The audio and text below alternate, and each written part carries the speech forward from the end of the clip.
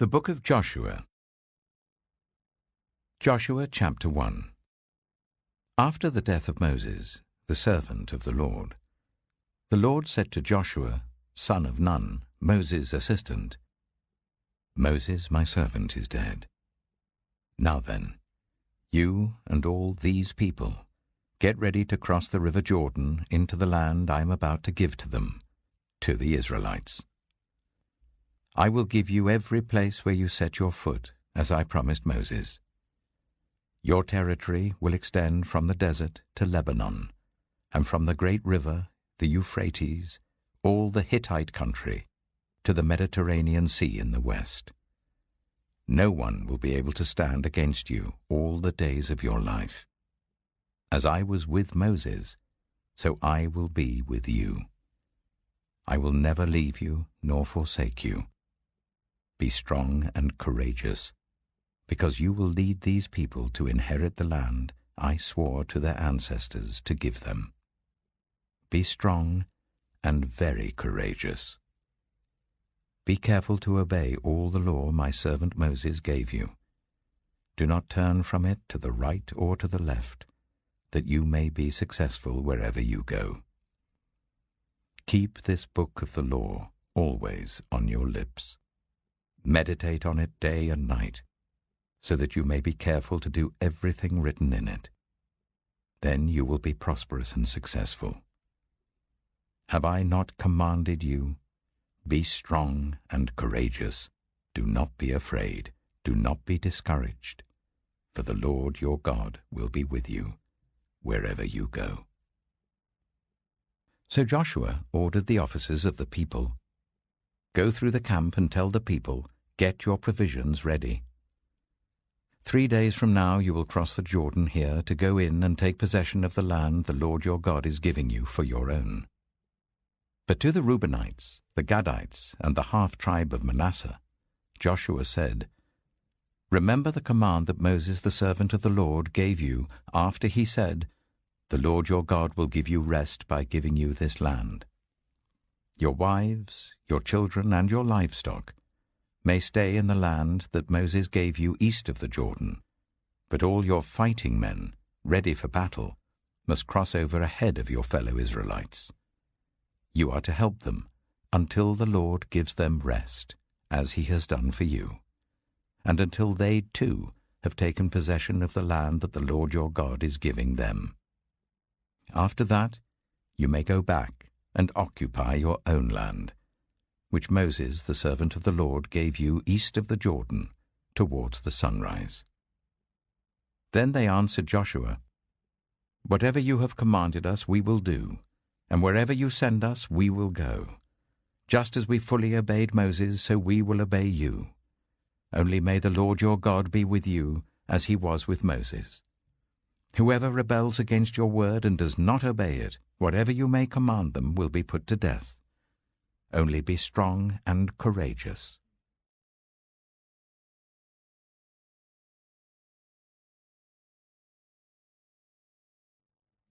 Joshua chapter 2. Then Joshua son of Nun secretly sent 2 spies from Shittim. Go, look over the land, he said, especially Jericho.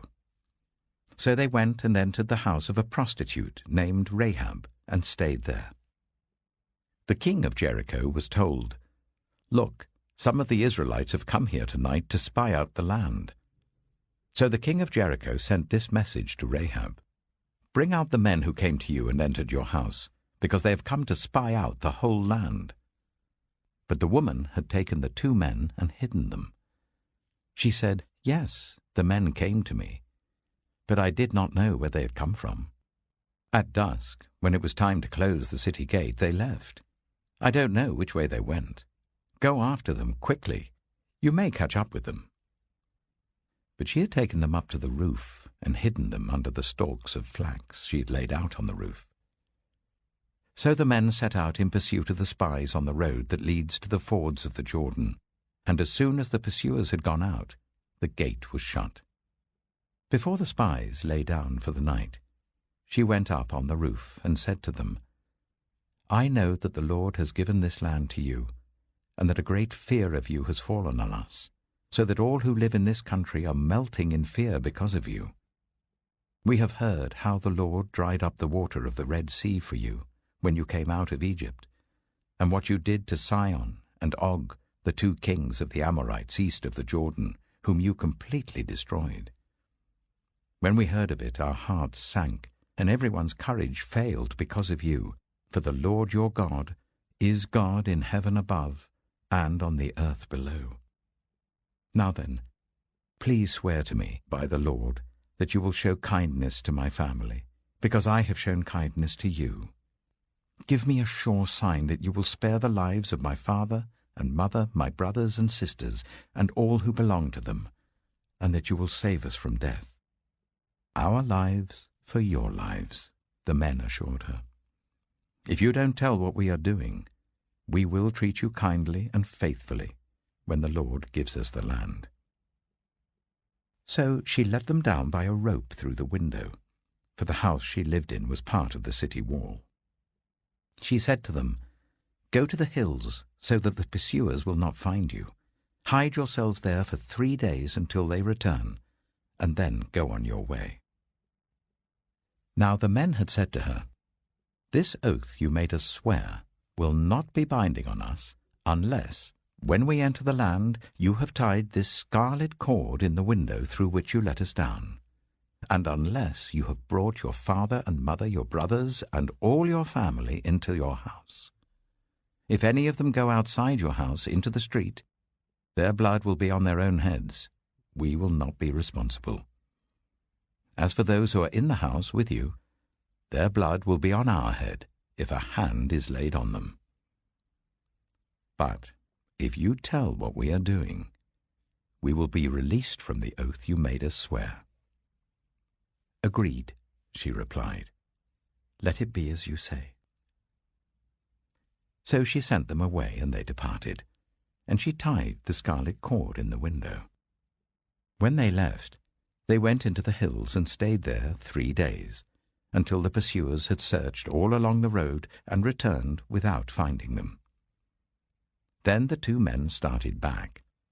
They went down out of the hills, forded the river, and came to Joshua, son of Nun, and told him everything that had happened to them. They said to Joshua, "The Lord has surely given the whole land into our hands. All the people are melting in fear because of us."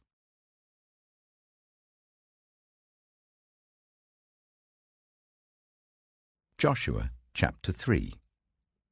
Early in the morning, Joshua and all the Israelites set out from Shittim and went to the Jordan, where they camped before crossing over. After 3 days, the officers went throughout the camp giving orders to the people. "When you see the ark of the covenant of the Lord your God, and the Levitical priests carrying it, you are to move out from your positions and follow it.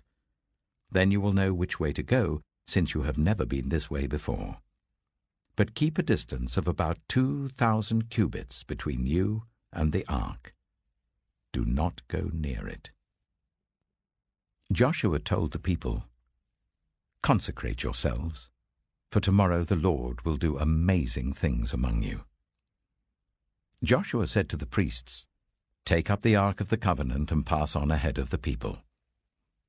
So they took it up and went ahead of them.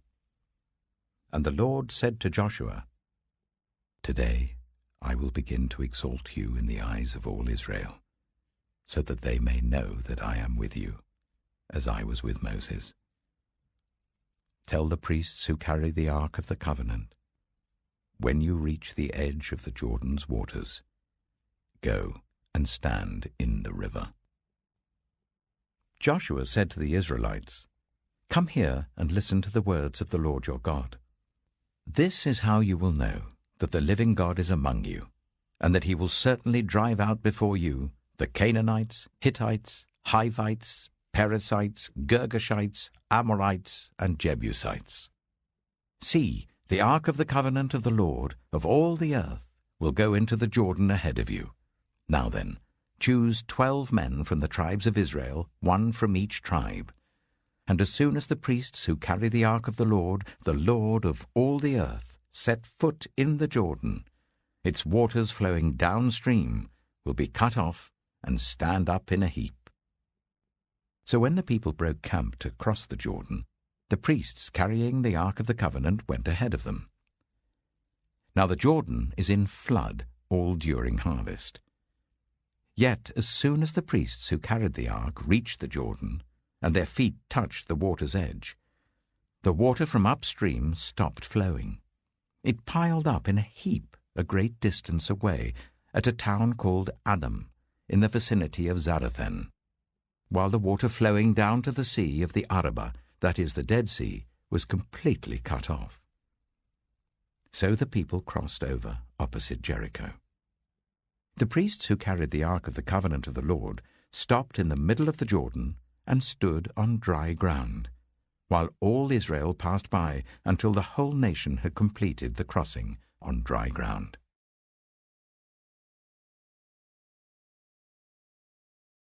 Joshua chapter 4. When the whole nation had finished crossing the Jordan, the Lord said to Joshua, "Choose 12 men from among the people, one from each tribe, and tell them to take up 12 stones from the middle of the Jordan, from right where the priests are standing, and carry them over with you and put them down at the place where you stay tonight." So Joshua called together the 12 men he had appointed from the Israelites, one from each tribe, and said to them, "Go over before the ark of the Lord your God into the middle of the Jordan.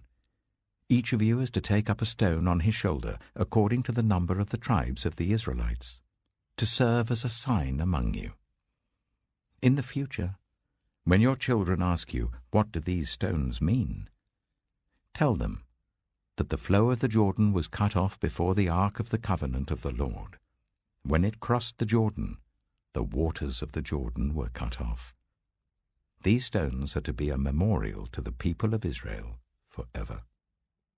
So the Israelites did as Joshua commanded them.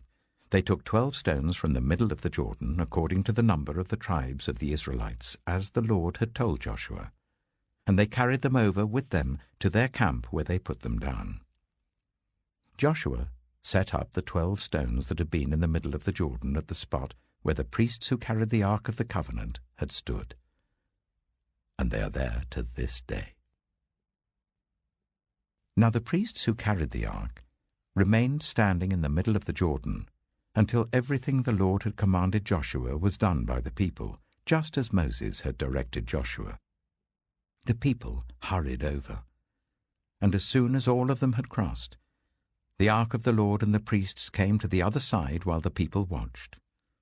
The men of Reuben, Gad, and the half-tribe of Manasseh crossed over, ready for battle, in front of the Israelites, as Moses had directed them.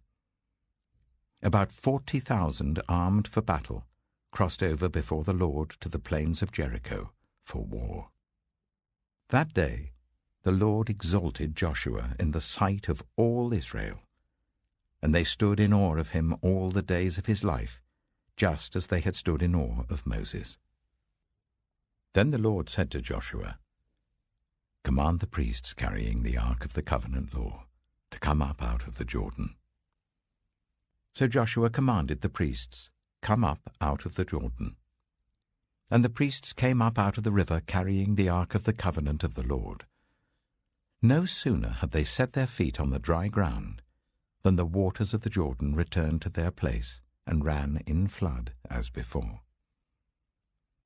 On the 10th day of the first month, the people went up from the Jordan and camped at Gilgal on the eastern border of Jericho.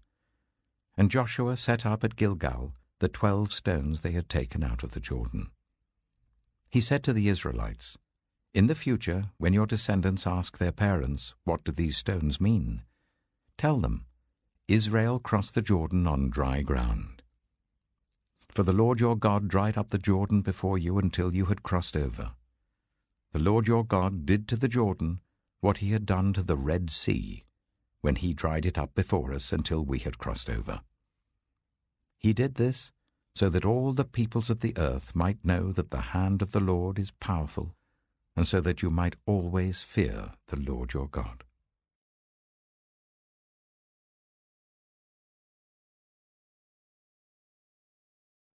Joshua chapter 5. Now when all the Amorite kings west of the Jordan, and all the Canaanite kings along the coast, heard how the Lord had dried up the Jordan before the Israelites until they had crossed over, their hearts melted in fear, and they no longer had the courage to face the Israelites. At that time the Lord said to Joshua, "Make flint knives, and circumcise the Israelites again." So Joshua made flint knives, and circumcised the Israelites at Gibeath-Haaraloth. Now this is why he did so. All those who came out of Egypt, all the men of military age, died in the wilderness on the way after leaving Egypt. All the people that came out had been circumcised, but all the people born in the wilderness during the journey from Egypt had not. The Israelites had moved about in the wilderness for 40 years, until all the men who were of military age when they left Egypt had died, since they had not obeyed the Lord. For the Lord had sworn to them that they would not see the land that he had solemnly promised their ancestors to give us, a land flowing with milk and honey. So he raised up their sons in their place, and these were the ones Joshua circumcised. They were still uncircumcised because they had not been circumcised on the way. And after the whole nation had been circumcised, they remained where they were in camp until they were healed. Then the Lord said to Joshua, "Today I have rolled away the reproach of Egypt from you." So the place has been called Gilgal to this day. On the evening of the 14th day of the month, while camped at Gilgal on the plains of Jericho, the Israelites celebrated the Passover. The day after the Passover, that very day, they ate some of the produce of the land, unleavened bread and roasted grain. The manna stopped the day after they ate this food from the land. There was no longer any manna for the Israelites, but that year they ate the produce of Canaan. Now when Joshua was near Jericho, he looked up and saw a man standing in front of him with a drawn sword in his hand. Joshua went up to him and asked, "Are you for us or for our enemies?" "Neither," he replied, "but as commander of the army of the Lord I have now come." Then Joshua fell face down to the ground in reverence and asked him, "What message does my Lord have for his servant?" The commander of the Lord's army replied, "Take off your sandals, for the place where you are standing is holy." And Joshua did so.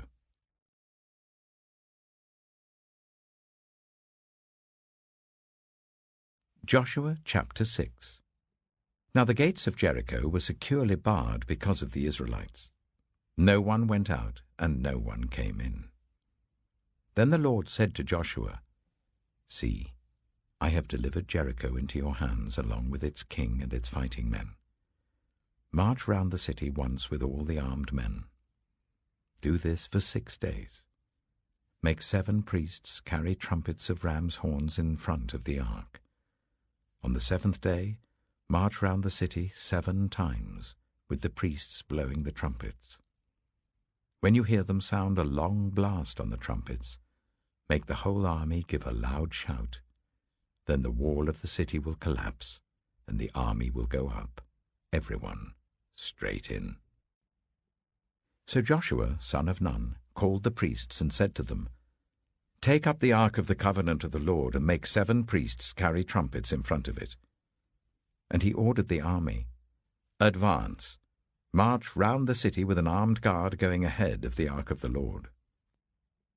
When Joshua had spoken to the people, the 7 priests carrying the 7 trumpets before the Lord went forwards, blowing their trumpets, and the ark of the Lord's covenant followed them. The armed guard marched ahead of the priests who blew the trumpets, and the rear guard followed the ark. All this time the trumpets were sounding. But Joshua had commanded the army, "Do not give a war cry, do not raise your voices, do not say a word until the day I tell you to shout. Then shout." So he had the ark of the Lord carried round the city, circling it once. Then the army returned to camp and spent the night there. Joshua got up early the next morning, and the priests took up the ark of the Lord. The 7 priests carrying the 7 trumpets went forwards, marching before the ark of the Lord and blowing the trumpets. The armed men went ahead of them, and the rear guard followed the ark of the Lord while the trumpets kept sounding. So on the 2nd day they marched round the city once and returned to the camp. They did this for 6 days. On the 7th day they got up at daybreak and marched round the city 7 times in the same manner, except that on that day they circled the city 7 times. The 7th time round, when the priests sounded the trumpet blast, Joshua commanded the army, "Shout, for the Lord has given you the city." The city and all that is in it are to be devoted to the Lord. Only Rahab the prostitute and all who are with her in her house shall be spared, because she hid the spies we sent. But keep away from the devoted things, so that you will not bring about your own destruction by taking any of them. Otherwise you will make the camp of Israel liable to destruction and bring trouble on it. All the silver and gold and the articles of bronze and iron are sacred to the Lord and must go into his treasury. When the trumpet sounded, the army shouted, and at the sound of the trumpet, when the men gave a loud shout, the wall collapsed. So everyone charged straight in, and they took the city. They devoted the city to the Lord, and destroyed with the sword every living thing in it, men and women, young and old, cattle, sheep, and donkeys.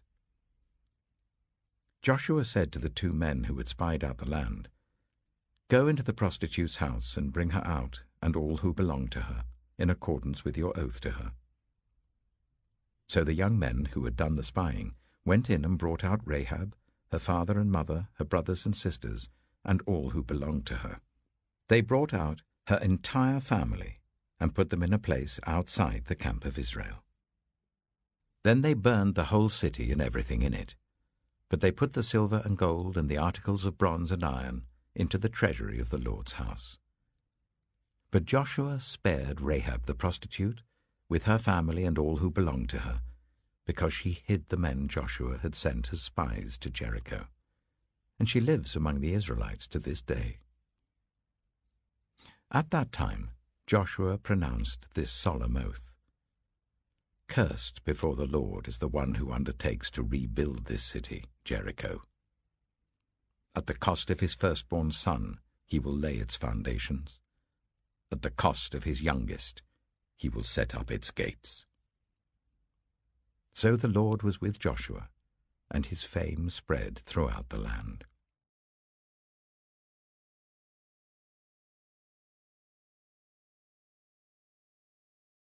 Joshua chapter 7. But the Israelites were unfaithful in regard to the devoted things. Achan, son of Carmi, the son of Zimri, the son of Zerah, of the tribe of Judah, took some of them. So the Lord's anger burned against Israel. Now Joshua sent men from Jericho to Ai, which is near Beth-aven, to the east of Bethel, and told them, "Go up and spy out the region." So the men went up and spied out Ai.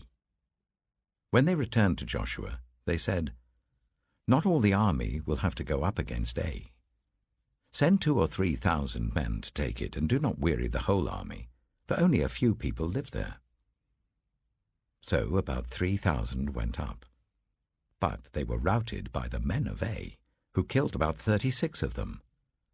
They chased the Israelites from the city gate as far as the stone quarries, and struck them down on the slopes. At this, the hearts of the people melted in fear and became like water. Then Joshua tore his clothes and fell face down to the ground before the ark of the Lord, remaining there till evening. The elders of Israel did the same and sprinkled dust on their heads. And Joshua said, "Alas, sovereign Lord, why did you ever bring this people across the Jordan to deliver us into the hands of the Amorites to destroy us? If only we had been content to stay on the other side of the Jordan. Pardon your servant, Lord. What can I say now that Israel has been routed by its enemies? The Canaanites and the other people of the country will hear about this, and they will surround us and wipe out our name from the earth. What then will you do for your own great name?" The Lord said to Joshua, "Stand up. What are you doing down on your face? Israel has sinned. They have violated my covenant which I commanded them to keep. They have taken some of the devoted things. They have stolen, they have lied, they have put them with their own possessions. That is why the Israelites cannot stand against their enemies.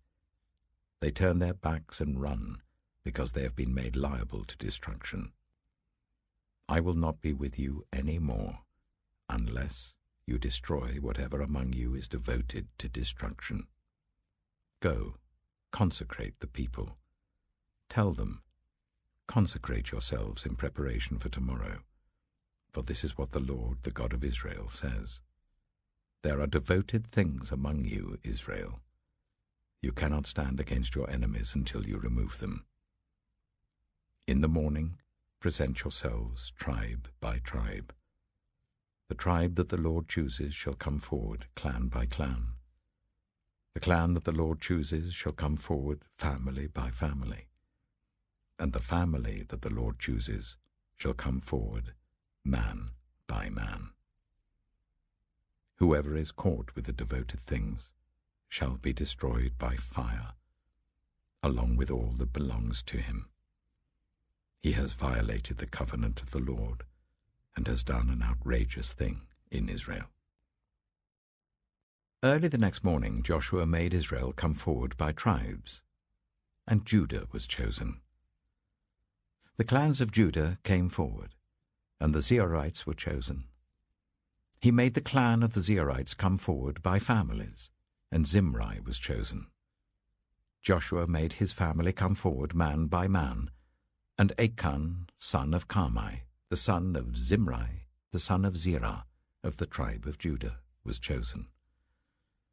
Then Joshua said to Achan, "My son, give glory to the Lord, the God of Israel, and honor him. Tell me what you have done. Do not hide it from me." Achan replied, "It is true. I have sinned against the Lord, the God of Israel.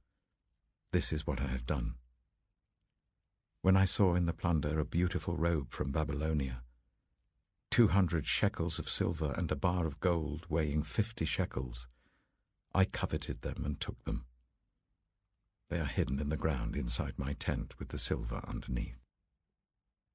So Joshua sent messengers, and they ran to the tent, and there it was, hidden in his tent with the silver underneath. They took the things from the tent, brought them to Joshua and all the Israelites, and spread them out before the Lord.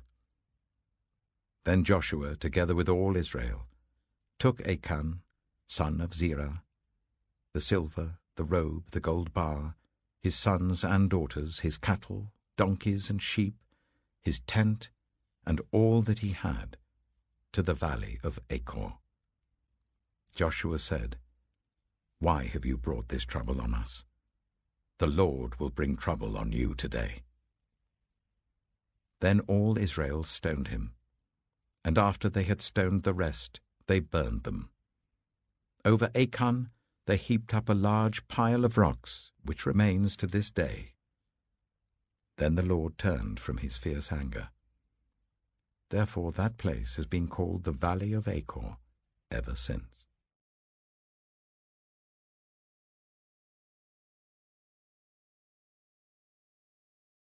Joshua chapter 8. Then the Lord said to Joshua, "Do not be afraid, do not be discouraged. Take the whole army with you and go up and attack Ai. For I have delivered into your hands the king of Ai, his people, his city, and his land.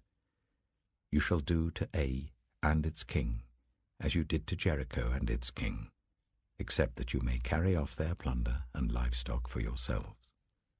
Set an ambush behind the city." So Joshua and the whole army moved out to attack Ai.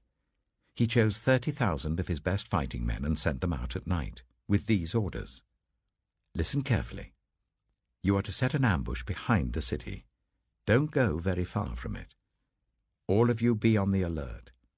I and all those with me will advance on the city, and when the men come out against us, as they did before, we will flee from them. They will pursue us until we have lured them away from the city, for they will say, 'They are running away from us as they did before.' So when we flee from them, you are to rise up from ambush and take the city. The Lord your God will give it into your hand. When you have taken the city, set it on fire. Do what the Lord has commanded. See to it. You have my orders." Then Joshua sent them off, and they went to the place of ambush and lay in wait between Bethel and Ai, to the west of Ai. But Joshua spent that night with the people. Early the next morning, Joshua mustered his army, and he and the leaders of Israel marched before them to Ai. The entire force that was with him marched up and approached the city and arrived in front of it. They set up camp north of Ai, with the valley between them and the city. Joshua had taken about 5,000 men and set them in ambush between Bethel and Ai to the west of the city. So the soldiers took up their positions, with the main camp to the north of the city and the ambush to the west of it. That night Joshua went into the valley. When the king of Ai saw this, he and all the men of the city hurried out early in the morning to meet Israel in battle at a certain place overlooking the Arabah.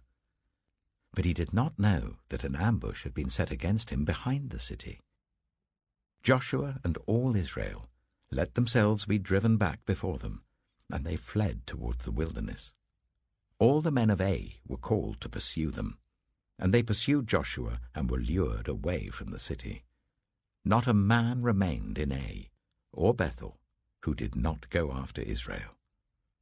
They left the city open and went in pursuit of Israel. Then the Lord said to Joshua, "Hold out towards Ai the javelin that is in your hand, for into your hand I will deliver the city." So Joshua held out towards the city the javelin that was in his hand. As soon as he did this, the men in the ambush rose quickly from their position and rushed forward. They entered the city and captured it and quickly set it on fire. The men of Ai looked back and saw the smoke of the city rising up into the sky, but they had no chance to escape in any direction. The Israelites who had been fleeing towards the wilderness had turned back against their pursuers. For when Joshua and all Israel saw that the ambush had taken the city, and that smoke was going up from the city, they turned round and attacked the men of Ai. Those in the ambush also came out of the city against them, so that they were caught in the middle with Israelites on both sides. Israel cut them down, leaving them neither survivors nor fugitives. But they took the king of Ai alive and brought him to Joshua. When Israel had finished killing all the men of Ai in the fields and in the wilderness where they had chased them, and when every one of them had been put to the sword, all the Israelites returned to Ai and killed those who were in it. 12,000 men and women fell that day, all the people of Ai. For Joshua did not draw back the hand that held out his javelin until he had destroyed all who lived in Ai. But Israel did carry off for themselves the livestock and plunder of this city, as the Lord had instructed Joshua. So Joshua burned Ai and made it a permanent heap of ruins, a desolate place to this day. He impaled the body of the king of Ai on a pole and left it there until evening. At sunset, Joshua ordered them to take the body from the pole and throw it down at the entrance of the city gate. And they raised a large pile of rocks over it, which remains to this day. Then Joshua built on Mount Ebal an altar to the Lord, the God of Israel, as Moses the servant of the Lord had commanded the Israelites. He built it according to what is written in the book of the law of Moses, an altar of uncut stones, on which no iron tool had been used. On it they offered to the Lord burnt offerings and sacrificed fellowship offerings. There, in the presence of the Israelites, Joshua wrote on stones a copy of the law of Moses. All the Israelites, with their elders, officials, and judges, were standing on both sides of the Ark of the Covenant of the Lord, facing the Levitical priests who carried it. Both the foreigners living among them and the native-born were there. Half of the people stood in front of Mount Gerizim, and half of them in front of Mount Ebal, as Moses the servant of the Lord had formerly commanded, when he gave instructions to bless the people of Israel. Afterwards Joshua read all the words of the law, the blessings and the curses, just as it is written in the book of the law. There was not a word of all that Moses had commanded that Joshua did not read to the whole assembly of Israel, including the women and children and the foreigners who lived among them.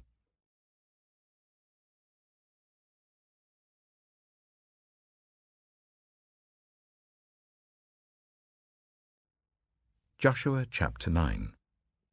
Now when all the kings west of the Jordan heard about these things, the kings in the hill country, in the western foothills, and along the entire coast of the Mediterranean Sea as far as Lebanon, the kings of the Hittites, Amorites, Canaanites, Perizzites, Hivites, and Jebusites, they came together to wage war against Joshua and Israel.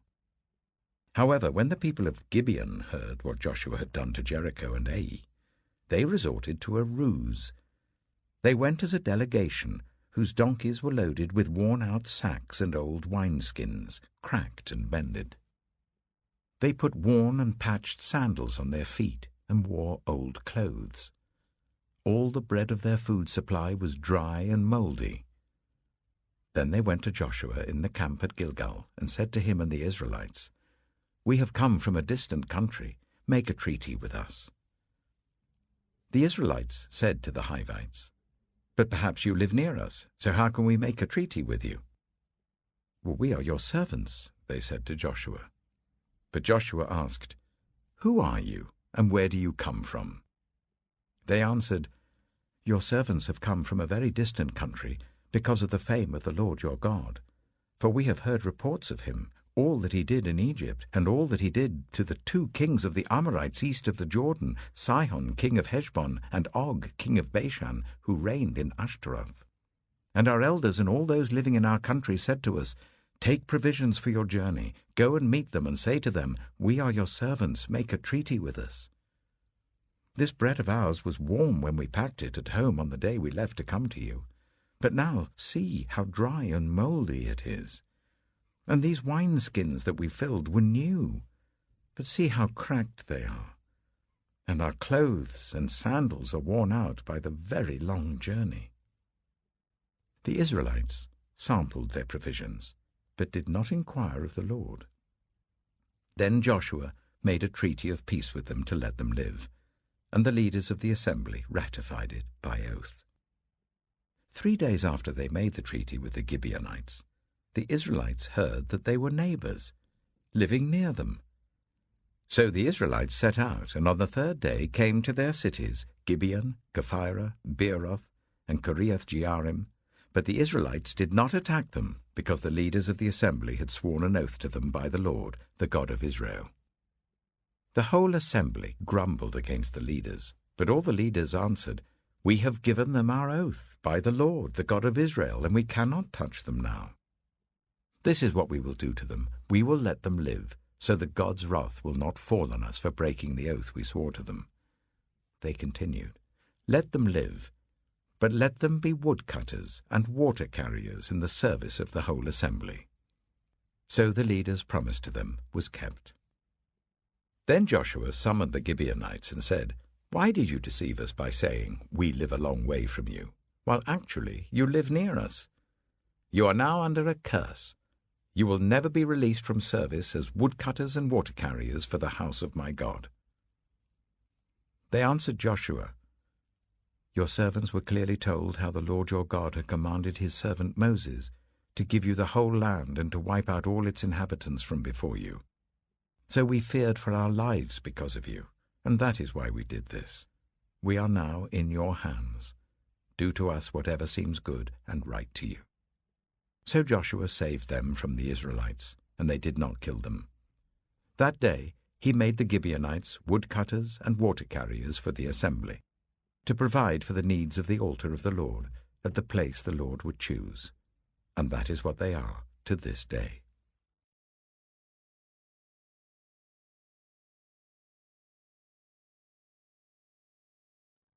Joshua chapter 10. Now Adoni-Zedek, king of Jerusalem, heard that Joshua had taken Ai and totally destroyed it, doing to Ai and its king as he had done to Jericho and its king, and that the people of Gibeon had made a treaty of peace with Israel and had become their allies. He and his people were very much alarmed at this, because Gibeon was an important city, like one of the royal cities. It was larger than Ai, and all its men were good fighters. So Adoni-Zedek, king of Jerusalem, appealed to Hoham, king of Hebron, Piram, king of Jarmuth, Japhiah, king of Lachish, and Debir, king of Eglon. "Come up and help me attack Gibeon," he said, "because it has made peace with Joshua and the Israelites." Then the 5 kings of the Amorites, the kings of Jerusalem, Hebron, Jarmuth, Lachish, and Eglon, joined forces. They moved up with all their troops and took up positions against Gibeon and attacked it. The Gibeonites then sent word to Joshua in the camp at Gilgal, "Do not abandon your servants. Come up to us quickly and save us. Help us, because all the Amorite kings from the hill country have joined forces against us." So Joshua marched up from Gilgal with his entire army, including all the best fighting men. The Lord said to Joshua, "Do not be afraid of them. I have given them into your hand. Not one of them will be able to withstand you." After an all-night march from Gilgal, Joshua took them by surprise. The Lord threw them into confusion before Israel. So Joshua and the Israelites defeated them completely at Gibeon. Israel pursued them all along the road going up to Beth-horon, and cut them down all the way to Azekah and Makkedah. As they fled before Israel on the road down from Beth-horon to Azekah, the Lord hurled large hailstones down on them, and more of them died from the hail than were killed by the swords of the Israelites. On the day the Lord gave the Amorites over to Israel, Joshua said to the Lord in the presence of Israel, "Sun, stand still over Gibeon, and you, moon, over the valley of Ajalon." So the sun stood still, and the moon stopped, till the nation avenged itself on its enemies, as it is written in the book of Jasher. The sun stopped in the middle of the sky and delayed going down about a full day. There has never been a day like it before or since, a day when the Lord listened to a human being. Surely the Lord was fighting for Israel. Then Joshua returned with all Israel to the camp at Gilgal. Now the 5 kings had fled and hidden in the cave at Makkedah. When Joshua was told that the 5 kings had been found hiding in the cave at Makkedah, he said, "Roll large rocks up to the mouth of the cave and post some men there to guard it. But don't stop. Pursue your enemies. Attack them from the rear, and don't let them reach their cities, for the Lord your God has given them into your hand." So Joshua and the Israelites defeated them completely, but a few survivors managed to reach their fortified cities. The whole army then returned safely to Joshua in the camp at Makkedah, and no one uttered a word against the Israelites. Joshua said, "Open the mouth of the cave and bring those 5 kings out to me." So they brought the 5 kings out of the cave, the kings of Jerusalem, Hebron, Jarmuth, Lachish, and Eglon. When they had brought these kings to Joshua, he summoned all the men of Israel and said to the army commanders who had come with him, "Come here and put your feet on the necks of these kings." So they came forward and placed their feet on their necks. Joshua said to them, "Do not be afraid, do not be discouraged. Be strong and courageous. This is what the Lord will do to all the enemies you are going to fight." Then Joshua put the kings to death and exposed their bodies on 5 poles, and they were left hanging on the poles until evening. At sunset, Joshua gave the order, and they took them down from the poles and threw them into the cave where they had been hiding. At the mouth of the cave, they placed large rocks, which are there to this day. That day, Joshua took Makkedah. He put the city and its king to the sword and totally destroyed everyone in it. He left no survivors, and he did to the king of Makkedah as he had done to the king of Jericho. Then Joshua and all Israel with him moved on from Makkedah to Libnah, and attacked it. The Lord also gave that city and its king into Israel's hand. The city and everyone in it Joshua put to the sword. He left no survivors there, and he did to its king as he had done to the king of Jericho. Then Joshua and all Israel with him moved on from Libnah to Lachish. He took up positions against it and attacked it. The Lord gave Lachish into Israel's hands, and Joshua took it on the second day. The city and everyone in it he put to the sword, just as he had done to Libnah. Meanwhile, Horam, king of Gezer, had come up to help Lachish, but Joshua defeated him and his army until no survivors were left. Then Joshua and all Israel with him moved on from Lachish to Eglon. They took up positions against it and attacked it. They captured it that same day and put it to the sword and totally destroyed everyone in it, just as they had done to Lachish. Then Joshua and all Israel with him went up from Eglon to Hebron and attacked it. They took the city and put it to the sword together with its king, its villages, and everyone in it. They left no survivors. Just as at Eglon, they totally destroyed it and everyone in it. Then Joshua and all Israel with him turned round and attacked Debir. They took the city, its king, and its villages, and put them to the sword. Everyone in it they totally destroyed. They left no survivors. They did to Debir and its king as they had done to Libnah and its king, and to Hebron. So Joshua subdued the whole region, including the hill country, the Negev, the western foothills, and the mountain slopes, together with all their kings. He left no survivors. He totally destroyed all who breathed, just as the Lord, the God of Israel, had commanded. Joshua subdued them from Kadesh Barnea to Gaza, and from the whole region of Goshen to Gibeon. All these kings and their lands Joshua conquered in one campaign, because the Lord, the God of Israel, fought for Israel. Then Joshua returned with all Israel to the camp at Gilgal.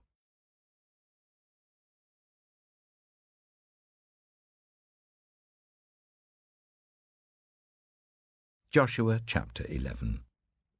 When Jabin, king of Hazor, heard of this, he sent word to Jobab, king of Madon, to the kings of Shimron and Akshaph, and to the northern kings who were in the mountains, in the Arabah south of Kinnereth, in the western foothills, and in Naphoth Dor on the west, to the Canaanites in the east and west, to the Amorites, Hittites, Perizzites, and Jebusites in the hill country, and to the Hivites below Hermon in the region of Mizpah.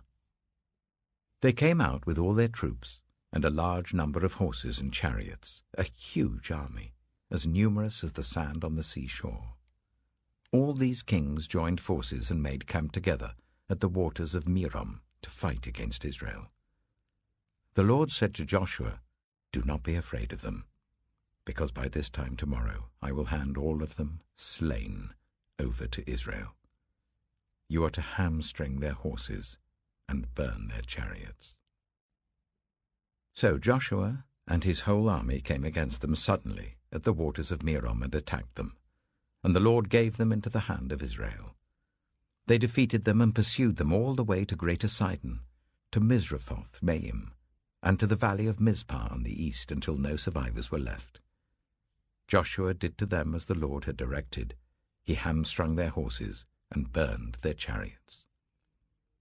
At that time, Joshua turned back and captured Hazor and put its king to the sword. Hazor had been the head of all these kingdoms.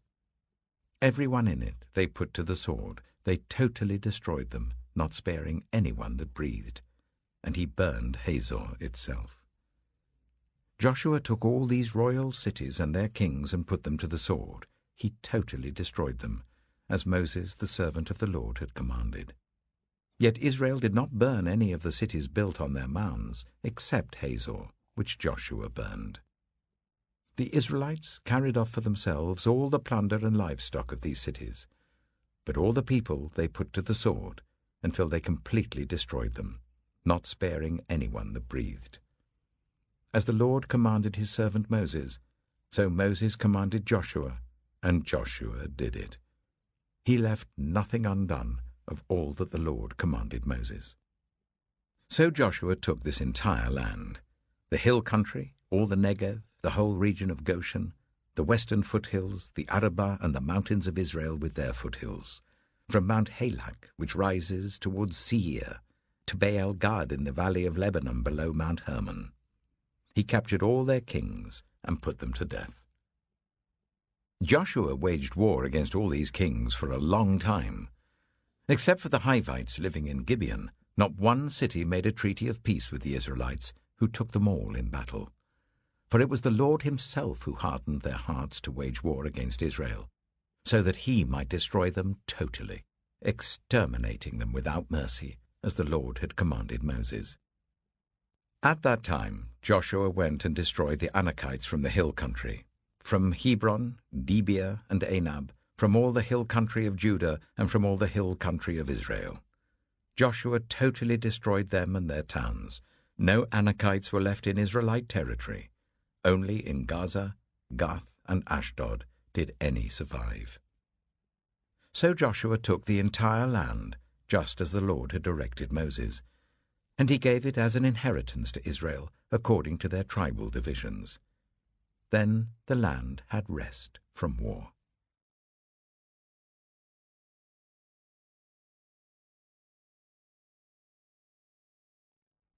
Joshua chapter 12. These are the kings of the land whom the Israelites had defeated, and whose territory they took over east of the Jordan, from the Arnon Gorge to Mount Hermon, including all the eastern side of the Arabah. Sihon, king of the Amorites, who reigned in Heshbon. He ruled from Aroer on the rim of the Arnon Gorge, from the middle of the gorge to the river Jabbok, which is the border of the Ammonites. This included half of Gilead.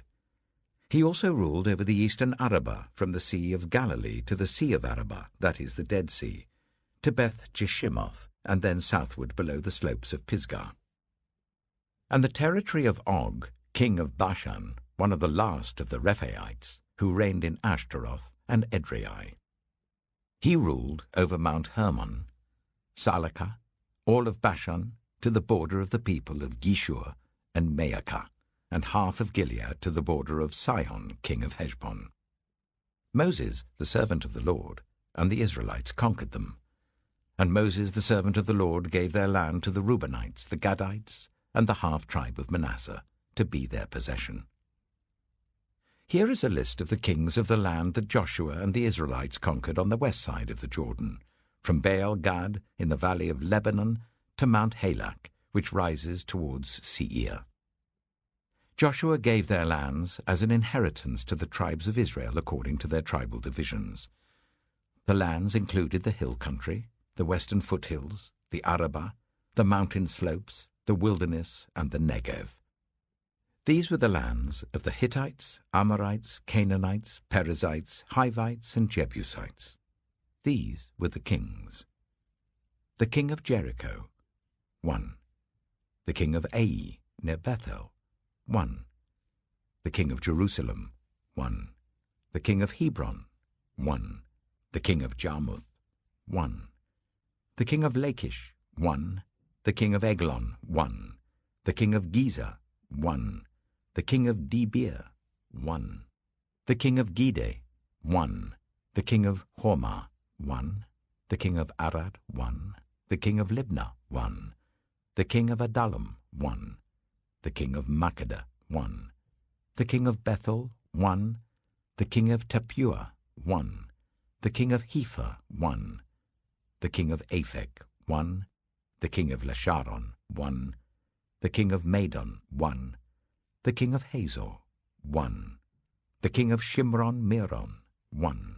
The king of Akshaph, 1. The king of Teanach, 1.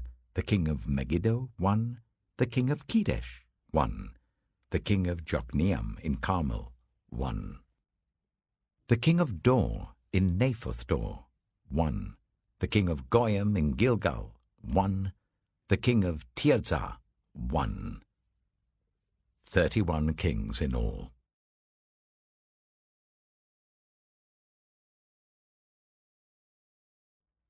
Joshua chapter 13.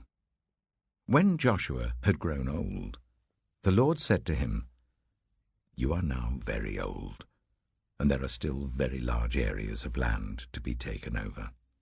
This is the land that remains, all the regions of the Philistines and Geshurites, from the river Shihor on the east of Egypt to the territory of Ekron in the north, all of it counted as Canaanite, though held by 5 Philistine rulers in Gaza, Ashdod, Ashkelon, Gath, and Ekron, the territory of the Avites on the south, all the land of the Canaanites, from Arah of the Sidonians, as far as Aphek and the border of the Amorites, the area of Byblos, and all Lebanon to the east, from Baal-Gad below Mount Hermon to Lebo Hamath. As for all the inhabitants of the mountain regions from Lebanon to Mishrephoth-Maim, that is all the Sidonians, I myself will drive them out before the Israelites. Be sure to allocate this land to Israel for an inheritance as I have instructed you, and divide it as an inheritance among the 9 tribes and half of the tribe of Manasseh." The other half of Manasseh, the Reubenites and the Gadites, had received the inheritance that Moses had given them east of the Jordan, as he, the servant of the Lord, had assigned it to them. It extended from Aroer, on the rim of the Arnon Gorge, and from the town in the middle of the gorge, and included the whole plateau of Medeba as far as Dibon, and all the towns of Sihon, king of the Amorites, who ruled in Heshbon, out to the border of the Ammonites. It also included Gilead, the territory of the people of Geshur, and Maacah, all of Mount Hermon, and all Bashan, as far as Salekah, that is, the whole kingdom of Og in Bashan, who had reigned in Ashtaroth and Edrei. He was the last of the Rephaites. Moses had defeated them and taken over their land, but the Israelites did not drive out the people of Geshur and Maacah, so they continue to live among the Israelites to this day. But to the tribe of Levi he gave no inheritance, since the food offerings presented to the Lord, the God of Israel, are their inheritance as he promised them. This is what Moses had given to the tribe of Reuben according to its clans: the territory from Aroer on the rim of the Arnon Gorge, and from the town in the middle of the gorge, and the whole plateau past Medeba to Heshbon, and all its towns on the plateau, including Dibon, Bamoth Baal, Beth Baal Meon, Jehaz, Kedemoth, Mephaath, Kiriathaim, Sibmah, Zereth Shehar on the hill in the valley, Beth Peor, the slopes of Pisgah, and Beth Jeshimoth, all the towns on the plateau, and the entire realm of Sihon, king of the Amorites, who ruled at Heshbon. Moses had defeated him and the Midianite chiefs, Evi, Rechem, Zur, Hur, and Reba, princes allied with Sihon, who lived in that country. In addition to those slain in battle, the Israelites had put to the sword Balaam son of Beor, who practiced divination. The boundary of the Reubenites was the bank of the Jordan. These towns and their villages were the inheritance of the Reubenites according to their clans.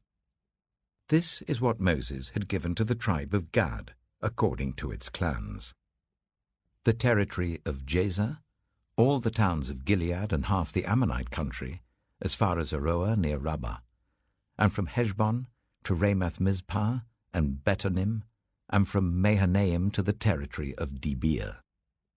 And in the valley, Beth-Haram, Beth-Nimrah, Succoth, and Zaphon, with the rest of the realm of Sihon, king of Heshbon, the east side of the Jordan, the territory up to the end of the Sea of Galilee. These towns and their villages were the inheritance of the Gadites according to their clans. This is what Moses had given to the half-tribe of Manasseh, that is, to half the family of the descendants of Manasseh according to its clans. The territory extending from Mahanaim and including all of Bashan, the entire realm of Og, king of Bashan, all the settlements of Jair in Bashan, 60 towns, half of Gilead and Ashtaroth and Edrei, the royal cities of Og in Bashan. This was for the descendants of Machir, son of Manasseh, for half of the sons of Machir according to their clans. This is the inheritance Moses had given when he was in the plains of Moab, across the Jordan east of Jericho. But to the tribe of Levi, Moses had given no inheritance. The Lord, the God of Israel, is their inheritance, as he promised them.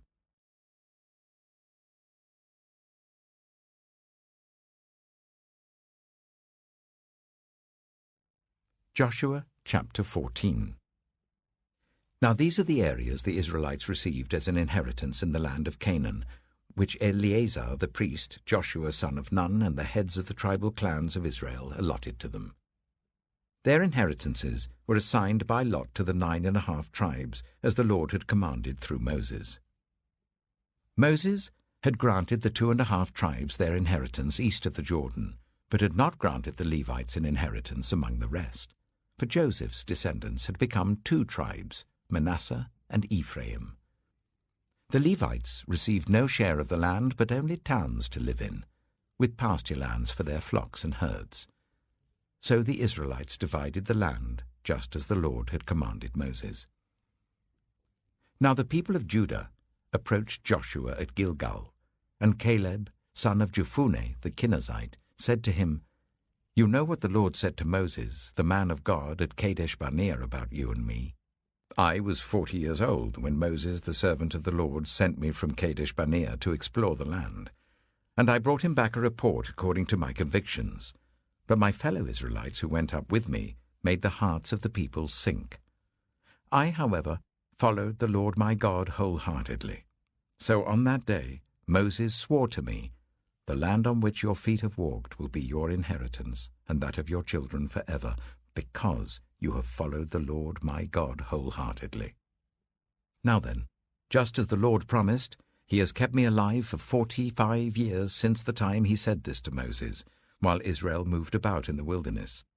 So here I am today, 85 years old. I am still as strong today as the day Moses sent me out.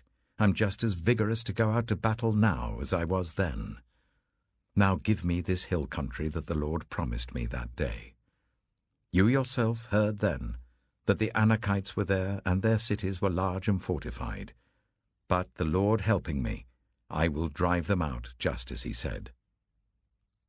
Then Joshua blessed Caleb, son of Jephunneh, and gave him Hebron as his inheritance. So Hebron has belonged to Caleb, son of Jephunneh the Kenizzite, ever since, because he followed the Lord, the God of Israel, wholeheartedly. Hebron used to be called Kiriath Arba, after Arba, who was the greatest man among the Anakites. Then the land had rest from war.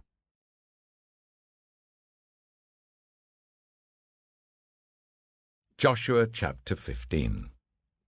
The land allotted to the tribe of Judah, according to its clans, extended down to the territory of Edom, to the desert of Zin in the extreme south. Their southern boundary started from the bay at the southern end of the Dead Sea, crossed south of Scorpion Pass, continued on to Zin, and went over to the south of Kadesh Barnea. Then it ran past Hezron, up to Adar, and curved round to Karka. It then passed along to Asmon and joined the Wadi of Egypt, ending at the Mediterranean Sea. This is their southern boundary. The eastern boundary is the Dead Sea, as far as the mouth of the Jordan.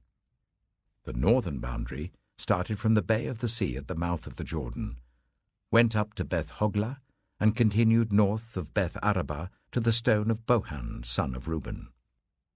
The boundary then went up to Debir from the valley of Achor, and turned north to Gilgal, which faces the pass of Adumim, south of the gorge. It continued along to the waters of En-Shemesh, and came out at En-Rogel. Then it ran up the valley of Ben-Hinnom, along the southern slope of the Jebusite city, that is, Jerusalem. From there it climbed to the top of the hill west of the Hinnom valley, at the northern end of the valley of Rephaim. From the hilltop, the boundary headed towards the spring of the waters of Nephtoah, came out at the towns of Mount Ephron, and went down towards Baalah, that is, Kiriath Jearim. Then it curved westward from Baalah to Mount Seir, ran along the northern slope of Mount Jearim, that is, Kesalon, continued down to Beth Shemesh, and crossed to Timnah. It went to the northern slope of Ekron, turned towards Shikkeron, passed along to Mount Beala, and reached Jabneel. The boundary ended at the sea. The western boundary is the coastline of the Mediterranean Sea. These are the boundaries around the people of Judah by their clans. In accordance with the Lord's command to him, Joshua gave to Caleb, son of Jephunneh, a portion in Judah, Kiriath Arba, that is, Hebron. Arba was the forefather of Anak. From Hebron, Caleb drove out the 3 Anakites, Shishai, Ahiman, and Talmai, the sons of Anak. From there he marched against the people living in Debir, formerly called Kiriath Sephir, and Caleb said, I will give my daughter Aksah in marriage to the man who attacks and captures Kiriath Sephir. Othniel, son of Kenaz, Caleb's brother, took it. So Caleb gave his daughter Aksah to him in marriage.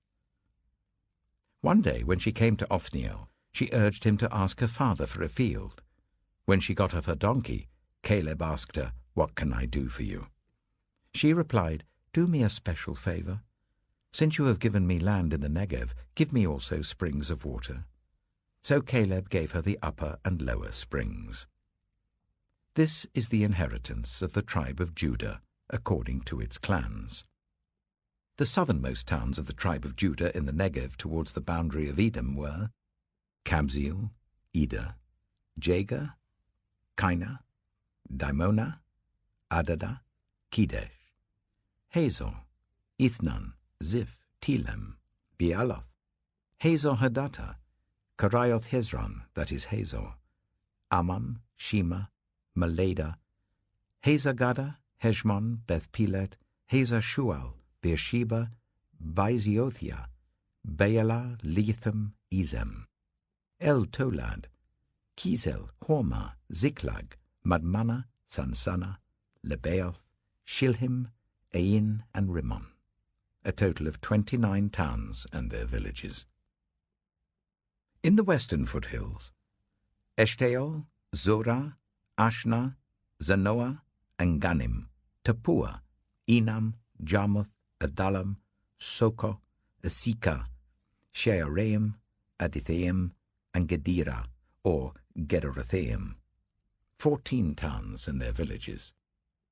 Zenan, Hadashah, Migdal-Gad, Dilian, Mizpah, Joktheel, Lachish, Bozkath, Eglon, Kabon, Lamas, Kitlish, Gederoth, Beth-Dagon, Naamah, and Makkedah, 16 towns and their villages. Libnah, Ether, Ashan, Iptha, Ashna, Nizib, Keilah, Aksib, and Marisha, 9 towns and their villages. Ekron, with its surrounding settlements and villages. West of Ekron, all that were in the vicinity of Ashdod, together with their villages. Ashdod, its surrounding settlements and villages, and Gaza, its settlements and villages as far as the Wadi of Egypt and the coastline of the Mediterranean Sea. In the hill country, Shemi, Jatta, Soka, Dana, Kiriath Sana, that is Debir, Anab, Eshtemoh, Ainim, Goshan, Holon, and Gilo, 11 towns and their villages. Arab, Duma, Ishan, Janim, Beth Tappuah, Aphekah, Hamtah, Kiriath Arba, that is Hebron, and Zior, 9 towns and their villages. Maon, Carmel, Ziph, Jatta, Jezreel, Yokdeam, Zanoah, Kain, Gibeah, and Timnah, 10 towns and their villages. Halchul, Beth-zur, Gidor, Meerath, Beth-Anoth, and Eltekon, 6 towns and their villages.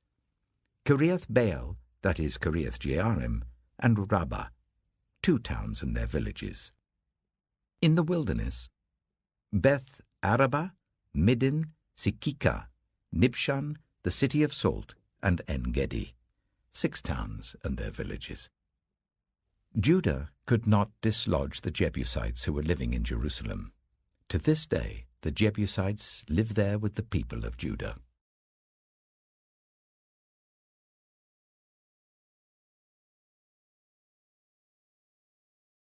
Joshua chapter 16. The land allotted to Joseph began at the Jordan east of the springs of Jericho, and went up from there through the desert into the hill country of Bethel. It went on from Bethel, that is, Luz, crossed over to the territory of the Arkites in Ataroth, descended westwards to the territory of the Japhletites as far as the region of Lower Beth-horon, and on to Gezer, ending at the Mediterranean Sea.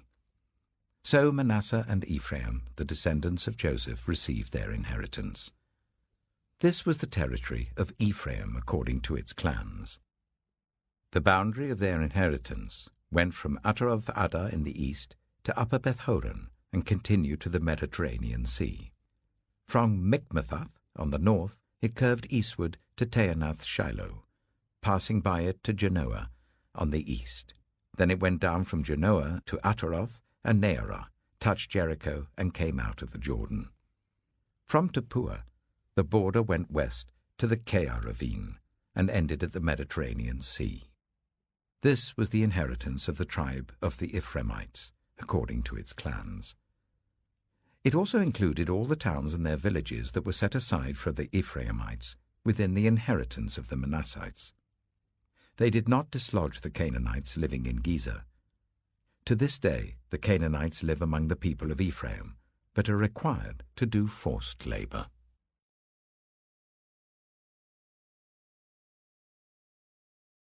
Joshua chapter 17. This was the land allotted to the tribe of Manasseh as Joseph's firstborn, that is, for Machir, Manasseh's firstborn.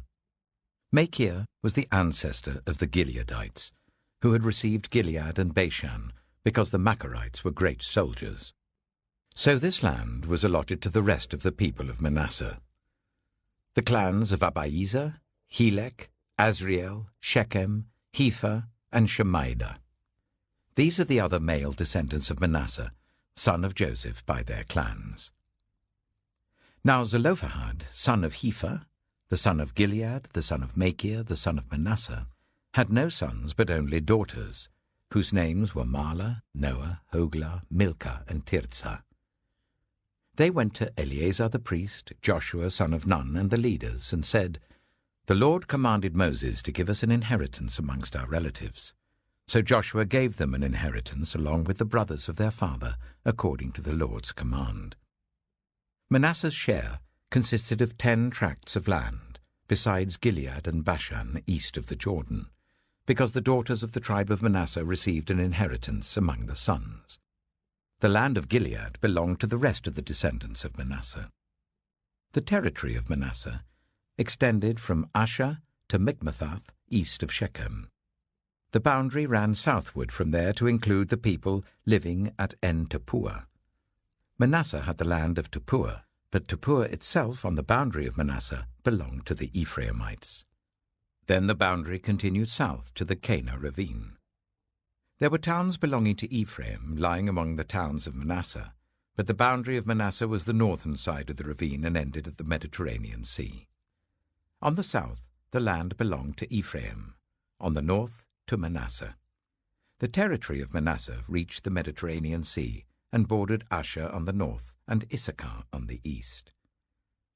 Within Issachar and Asher, Manasseh also had Bethshan, Ibleam, and the people of Dor, Endor, Taanach, and Megiddo, together with their surrounding settlements. The third in the list is Naphoth.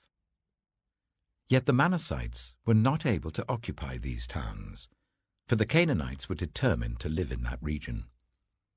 However, when the Israelites grew stronger, they subjected the Canaanites to forced labor, but did not drive them out completely. The people of Joseph said to Joshua, "Why have you allotted us only one portion of land and one share for an inheritance? We are a numerous people, and the Lord has blessed us abundantly." "If you are so numerous," Joshua answered, "and if the hill country of Ephraim is too small for you, go up into the forest and clear land for yourselves there in the land of the Perizzites and Rephaites." The people of Joseph replied, "The hill country is not enough for us, and all the Canaanites who live in the plain have chariots fitted with iron, both those in Bethshan and its settlements and those in the valley of Jezreel." But Joshua said to the tribes of Joseph, to Ephraim and Manasseh, You are numerous and very powerful. You will have not only one portion of land allotted to you, but the forested hill country as well. Clear it, and its farthest limits will be yours. Though the Canaanites have chariots fitted with iron, and though they are strong, you can drive them out.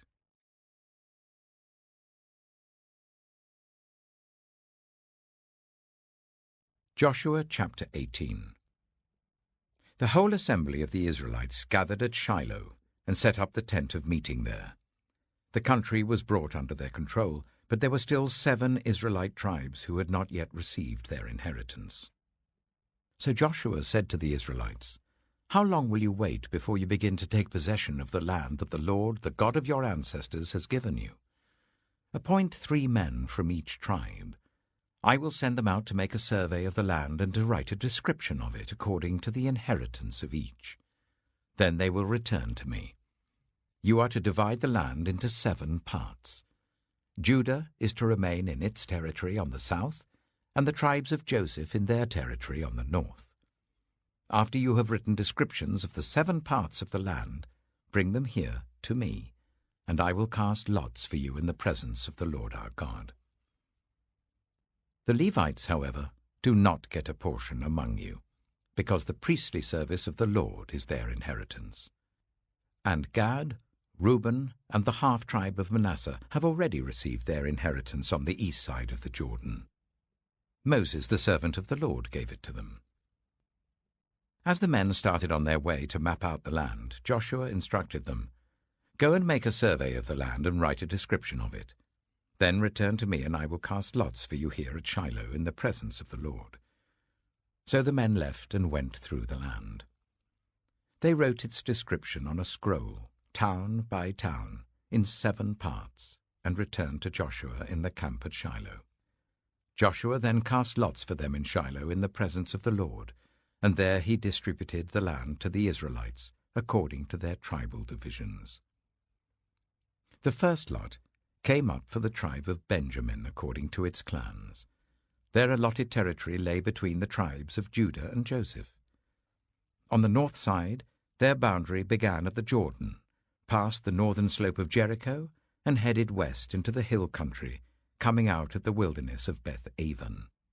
From there it crossed to the south slope of Luz, that is Bethel, and went down to Ataroth-Adah, on the hill south of Lower Beth-horon. From the hill facing Beth-horon on the south, the boundary turned south along the western side and came out at Kiriath-Baal, that is, Kiriath-Jearim, a town of the people of Judah. This was the western side. The southern side began at the outskirts of Kiriath-Jearim on the west, and the boundary came out at the spring of the waters of Nephtoah. The boundary went down to the foot of the hill facing the valley of Ben Hinnom, north of the valley of Rephaim. It continued down the Hinnom Valley along the southern slope of the Jebusite city, and so to En-Rogel. It then curved north, went to En-Shemesh, continued to Geliloth, which faces the pass of Adumim, and ran down to the stone of Bohan son of Reuben. It continued to the northern slope of Beth-Arabah, and on down into the Arabah. It then went to the northern slope of Beth-Hoglah, and came out at the northern bay of the Dead Sea, at the mouth of the Jordan in the south. This was the southern boundary. The Jordan formed the boundary on the eastern side. These were the boundaries that marked out the inheritance of the clans of Benjamin on all sides. The tribe of Benjamin, according to its clans, had the following cities: Jericho, Beth-Hoglah, Emek-Keziz, Beth-Arabah, Zimraim, Bethel, Avim, Parah, Ophrah, Kepha-Ammoni, Ophni, and Geba, 12 towns and their villages.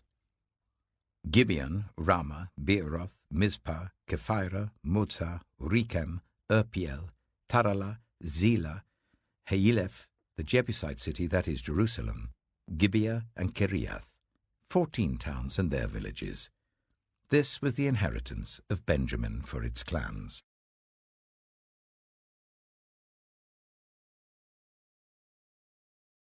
Joshua chapter 19.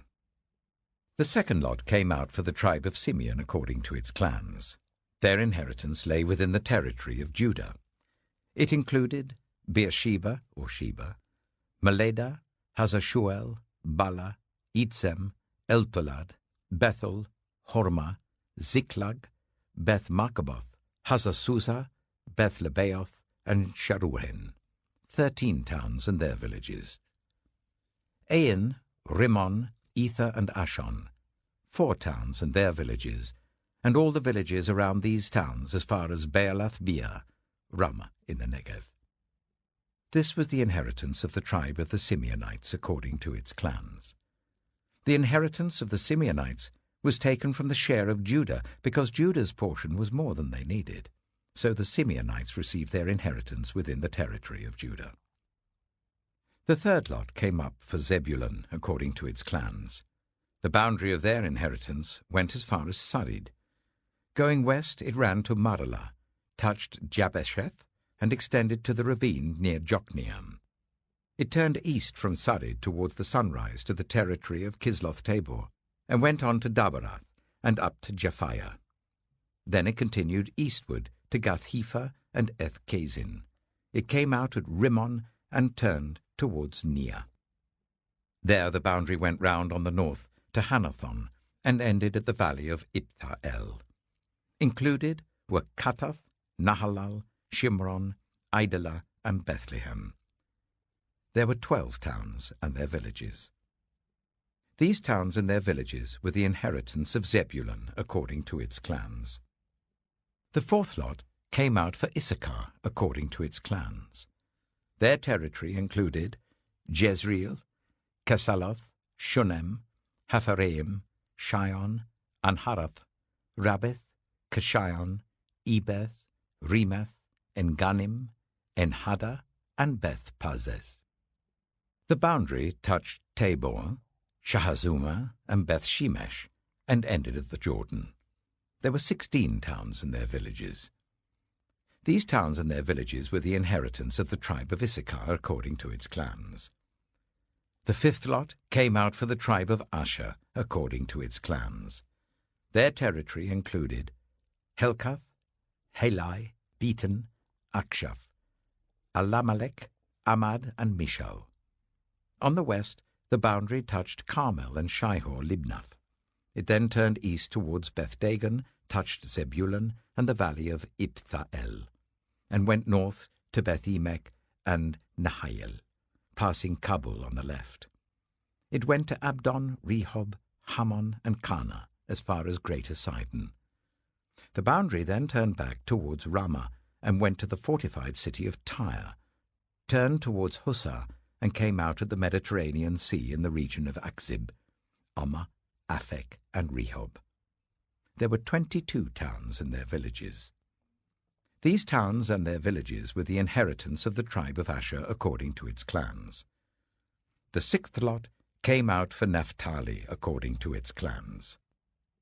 Their boundary went from Heleph and the large tree at Zeananim, passing Adami-Nekeb and Jabneel to Lakam, and ending at the Jordan. The boundary ran west through Aznoth-Tabor and came out at Hukkok. It touched Zebulun on the south, Asher on the west, and the Jordan on the east.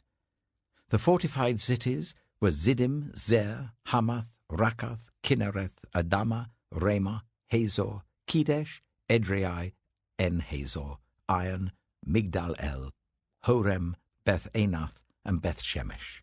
There were 19 towns and their villages. These towns and their villages were the inheritance of the tribe of Naphtali according to its clans. The seventh lot came out for the tribe of Dan according to its clans.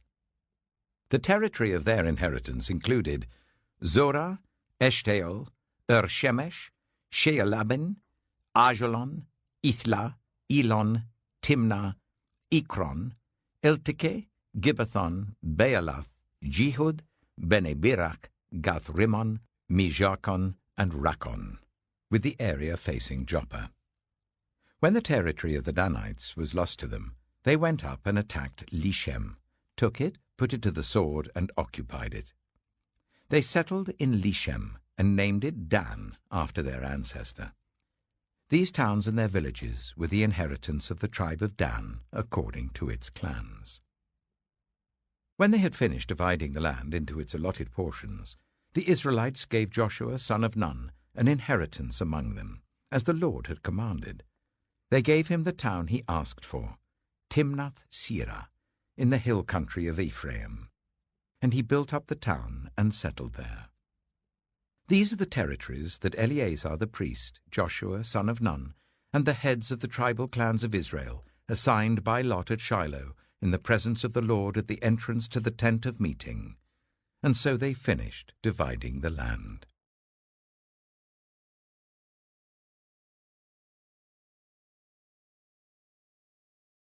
Joshua chapter 20. Then the Lord said to Joshua, "Tell the Israelites to designate the cities of refuge, as I instructed you through Moses, so that anyone who kills a person accidentally and unintentionally may flee there and find protection from the avenger of blood.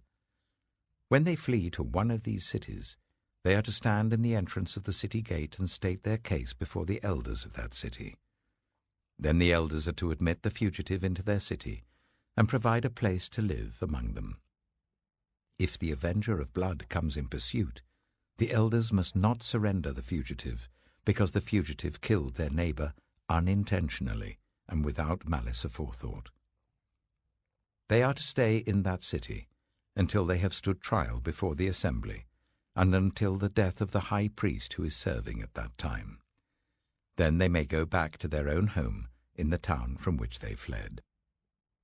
So they set apart Kedesh in Galilee in the hill country of Naphtali, Shechem in the hill country of Ephraim, and Kiriath-Arba, that is, Hebron, in the hill country of Judah. East of the Jordan, on the other side from Jericho, they designated Bezer in the wilderness on the plateau in the tribe of Reuben, Ramoth in Gilead in the tribe of Gad, and Golan in Bashan in the tribe of Manasseh. Any of the Israelites or any foreigner residing among them who killed someone accidentally could flee to these designated cities and not be killed by the avenger of blood prior to standing trial before the assembly.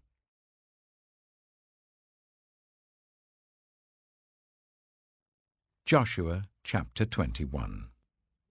Now the family heads of the Levites approached Eleazar the priest, Joshua son of Nun, and the heads of the other tribal families of Israel at Shiloh in Canaan, and said to them, "The Lord commanded through Moses that you give us towns to live in with pasture lands for our livestock."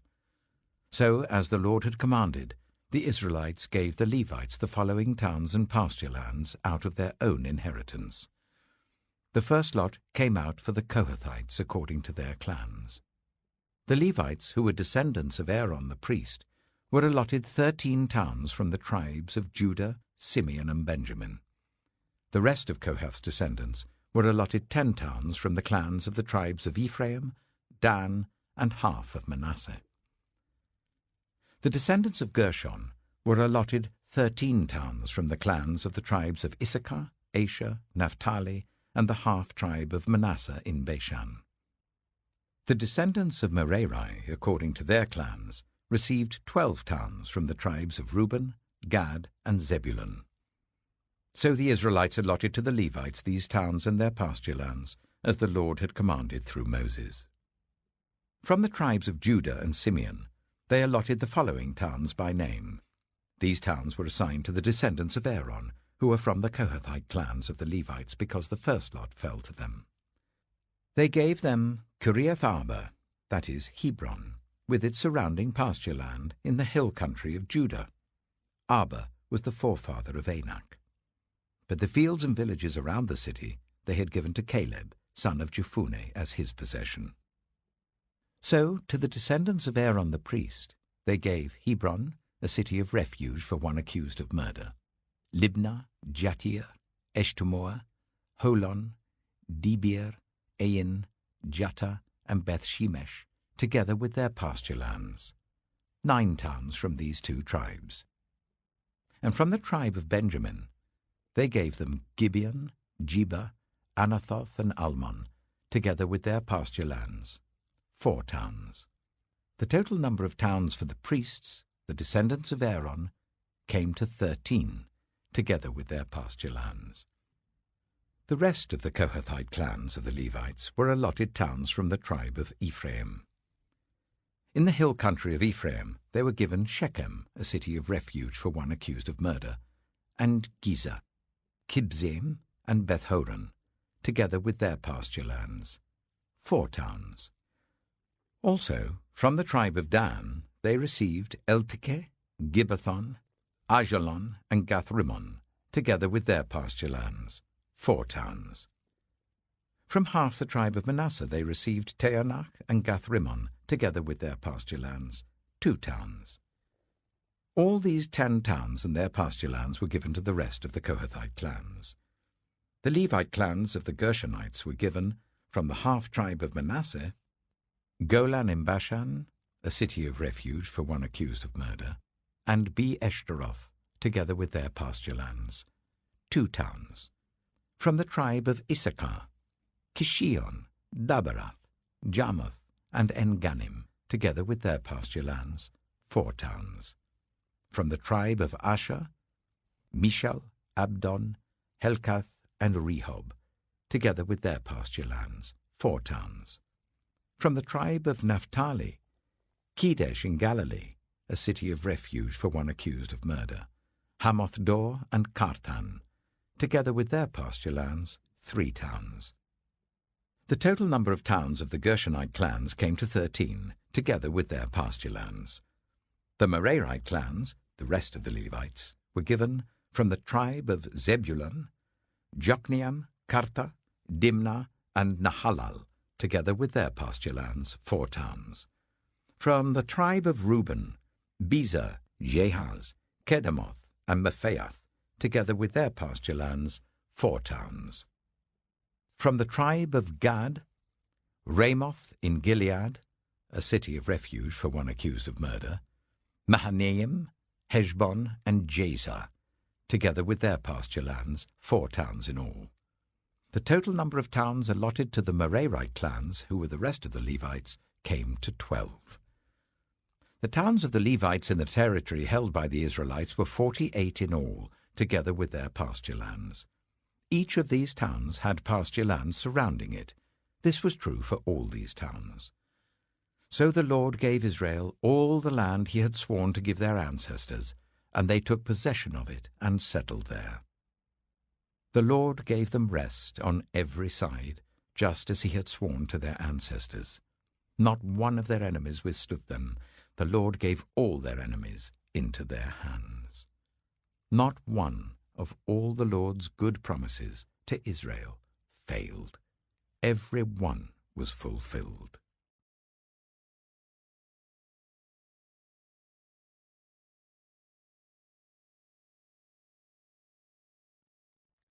Joshua chapter 22. Then Joshua summoned the Reubenites, the Gadites, and the half-tribe of Manasseh, and said to them, You have done all that Moses, the servant of the Lord, commanded, and you have obeyed me in everything I commanded. For a long time now, to this very day, you have not deserted your fellow Israelites, but have carried out the mission the Lord your God gave you. Now that the Lord your God has given them rest as he promised, return to your homes in the land that Moses, the servant of the Lord, gave you on the other side of the Jordan. But be very careful to keep the commandment and the law that Moses, the servant of the Lord, gave you.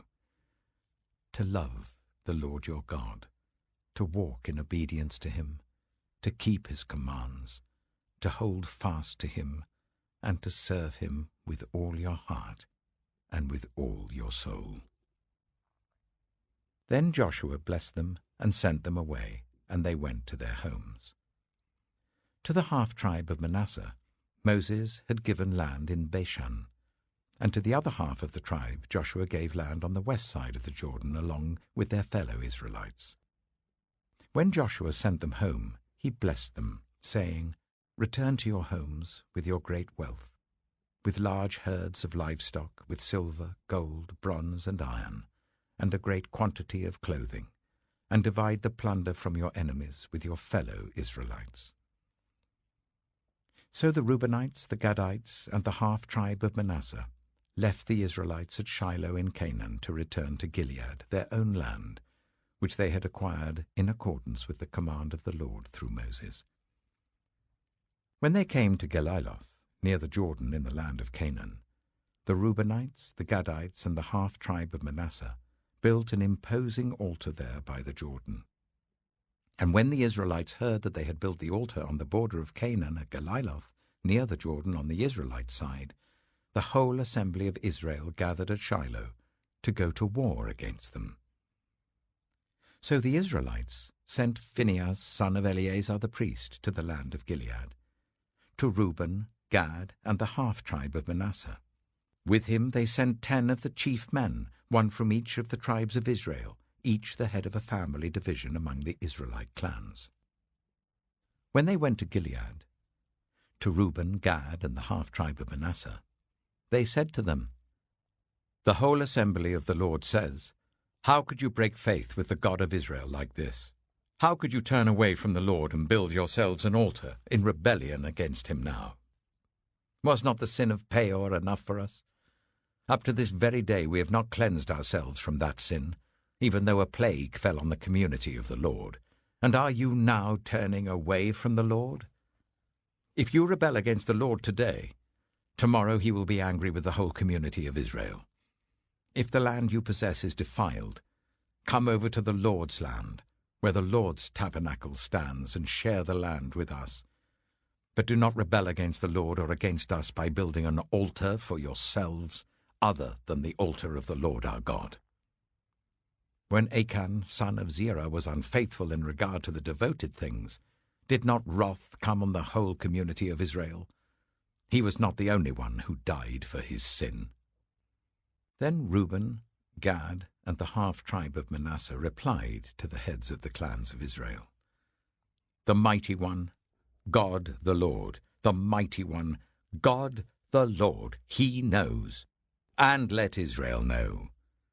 If this has been in rebellion or disobedience to the Lord, do not spare us this day. If we have built our own altar to turn away from the Lord and to offer burnt offerings and grain offerings, or to sacrifice fellowship offerings on it, may the Lord himself call us to account. No, we did it for fear that some day your descendants might say to ours, 'What do you have to do with the Lord, the God of Israel?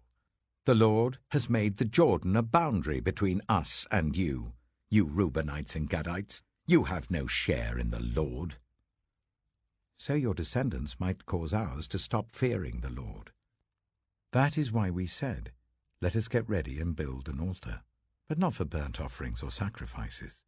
On the contrary, it is to be a witness between us and you and the generations that follow, that we will worship the Lord at his sanctuary with our burnt offerings, sacrifices, and fellowship offerings. Then in the future your descendants will not be able to say to ours, 'You have no share in the Lord.'" And we said, "If they ever say this to us, or to our descendants, we will answer, 'Look at the replica of the Lord's altar, which our ancestors built, not for burnt offerings and sacrifices, but as a witness between us and you.'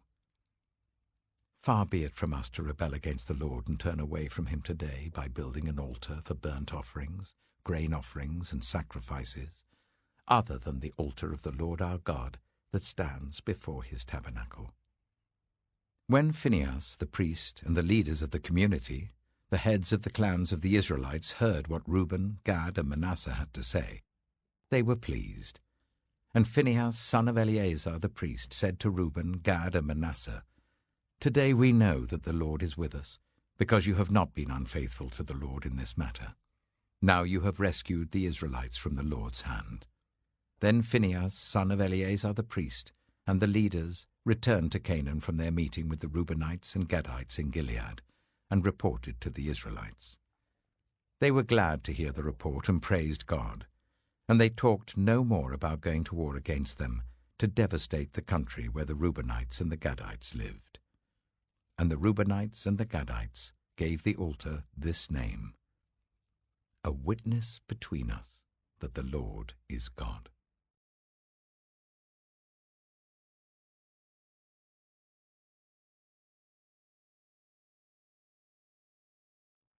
Joshua chapter 23. After a long time had passed, and the Lord had given Israel rest from all their enemies around them, Joshua, by then a very old man, summoned all Israel, their elders, leaders, judges, and officials, and said to them, I am very old. You yourselves have seen everything the Lord your God has done to all these nations for your sake. It was the Lord your God who fought for you. Remember how I have allotted as an inheritance for your tribes all the land of the nations that remain, the nations I conquered, between the Jordan and the Mediterranean Sea in the west. The Lord your God himself will push them out for your sake. He will drive them out before you, and you will take possession of their land, as the Lord your God promised you. Be very strong. Be careful to obey all that is written in the book of the law of Moses, without turning aside to the right or to the left. Do not associate with these nations that remain among you. Do not invoke the names of their gods or swear by them. You must not serve them or bow down to them. But you are to hold fast to the Lord your God as you have until now. The Lord has driven out before you great and powerful nations. To this day no one has been able to withstand you. One of you routs 1,000, because the Lord your God fights for you just as he promised. So be very careful to love the Lord your God. But if you turn away and ally yourselves with the survivors of these nations that remain among you, and if you intermarry with them and associate with them, then you may be sure that the Lord your God will no longer drive out these nations before you. Instead, they will become snares and traps for you, whips on your backs and thorns in your eyes, until you perish from this good land which the Lord your God has given you. Now I am about to go the way of all the earth. You know with all your heart and soul that not one of all the good promises the Lord your God gave you has failed. Every promise has been fulfilled. Not one has failed. But just as all the good things the Lord your God has promised you have come to you, so he will bring on you all the evil things he has threatened, until the Lord your God has destroyed you from this good land he has given you. If you violate the covenant of the Lord your God which he commanded you, and go and serve other gods and bow down to them, the Lord's anger will burn against you, and you will quickly perish from the good land he has given you.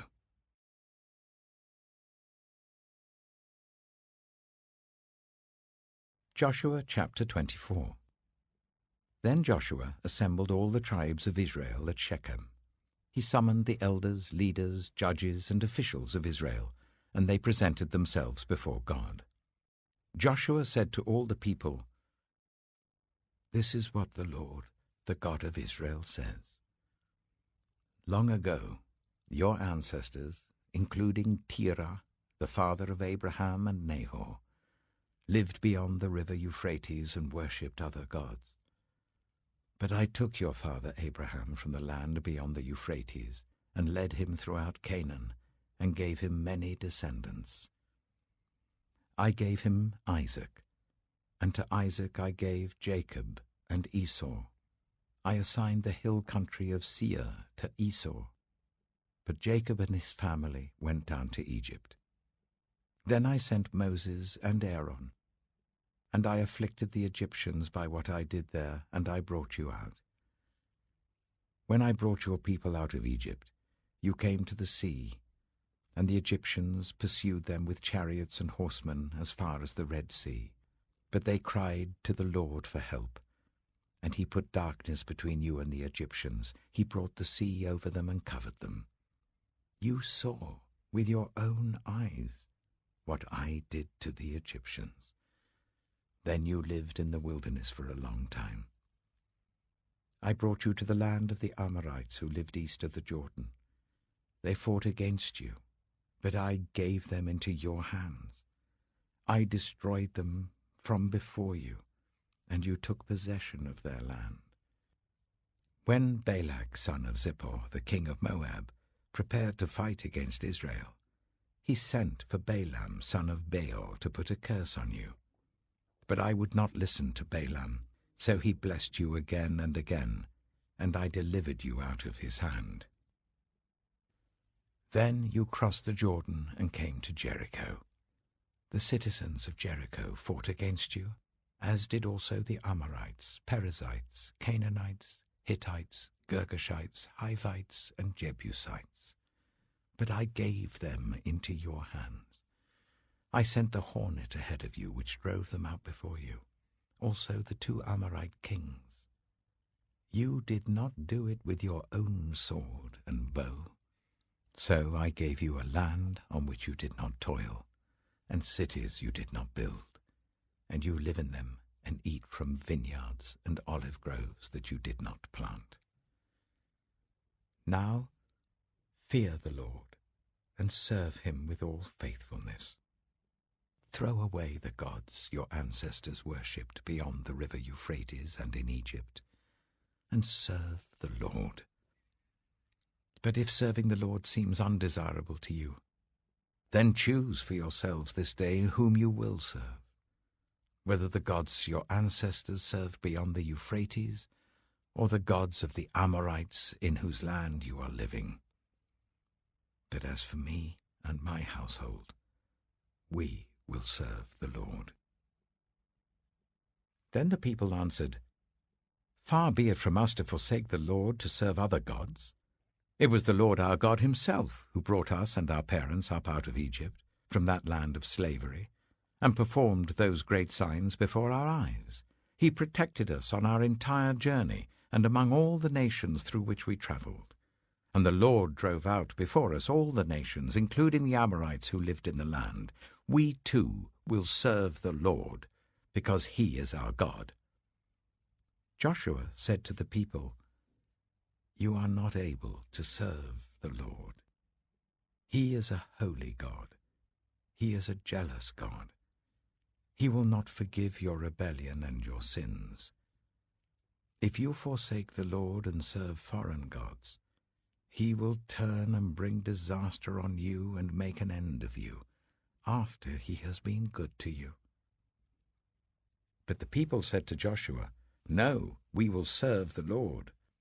Then Joshua said, "You are witnesses against yourselves that you have chosen to serve the Lord." "Yes, we are witnesses," they replied.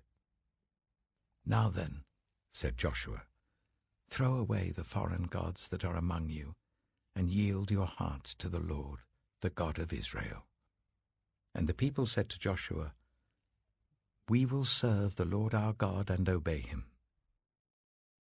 On that day Joshua made a covenant for the people, and there at Shechem he reaffirmed for them decrees and laws.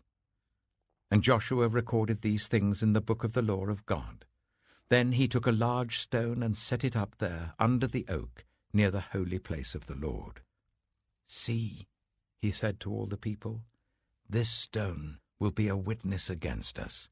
It has heard all the words the Lord has said to us. It will be a witness against you if you are untrue to your God." Then Joshua dismissed the people, each to their own inheritance. After these things, Joshua, son of Nun, the servant of the Lord, died at the age of 110. And they buried him in the land of his inheritance, at Timnath-Serah, in the hill country of Ephraim, north of Mount Gaash. Israel served the Lord throughout the lifetime of Joshua and of the elders who outlived him and who had experienced everything the Lord had done for Israel. And Joseph's bones, which the Israelites had brought up from Egypt, were buried at Shechem in the tract of land that Jacob bought for 100 pieces of silver from the sons of Hamor, the father of Shechem. This became the inheritance of Joseph's descendants.